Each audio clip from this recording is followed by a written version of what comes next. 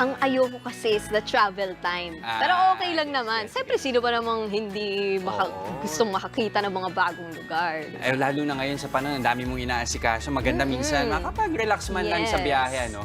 Pero ito, hindi na lang daw kasi basta hilig lang ang pagta-travel ngayon. Ito na rin daw ang bagong love language ng mga millennial at Gen Z. Kung bakit, alamin natin sa report ni Bea de Guzman. Tara travel sa Thailand, Hong Kong, Macau, Singapore, Vietnam, Malaysia, Cambodia at kung saan-saan pa kasama ang pamilya. Yan ang priority ngayon ng 36-year-old millennial na si Rean Acosta. Ayon sa isang travel and leisure platform, travel is the new love language among millennials and Gen Zs. 3 sa bawat 5 biyahero sa Asia-Pacific region handa raw maglaan ng budget. Deadma na sa tumataas na presyo ng mga bilihin. 34% din ng mga Pinoy na sumagot sa survey mas gustong may kasama sa pagbiyahe. Ayon kay Dr. Gerald Abergos, isang sociologist, nagiging tulay ang shared travel experiences para maipadama ang pagmamahal sa inyong partner, friends o pamilya. Kung sinasabing love language ang travel, it's not actually travel per se ang love language. It's just the avenue for us na maibigay yung tunay na love language natin sa ating mga millennials. Bakit nga ba nahuhumaling ngayon sa pag-travel ang mga Gen Z at millennial?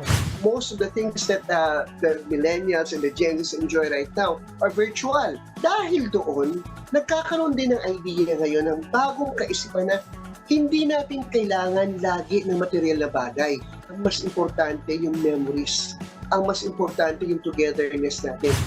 Si Rean, matagal na hindi nakasama ang pamilya, kaya traveling is her way to make up for the lost time. Paraan din daw ito para mas makilala pa niya ng lubusan ang kanyang pamilya. When you travel, it's not always fun. It's not always good times. It's a great way also na to understand each other. Ang kanyang Gen Z sister na si Sheriza, malaki ang pasasalamat sa kanyang ate. Through her, mas nagiging connected kami and nakikipag-usap kami sa isa't isa. Tinutulungan niya rin ako as a person to grow and to learn about myself. Hi, mother.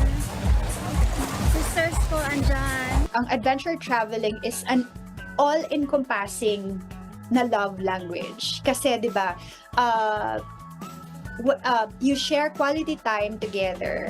You give gifts. You give your resources. For example, kung sino man yung nag-plan out ng travel, so siya yung mag-give, di ba?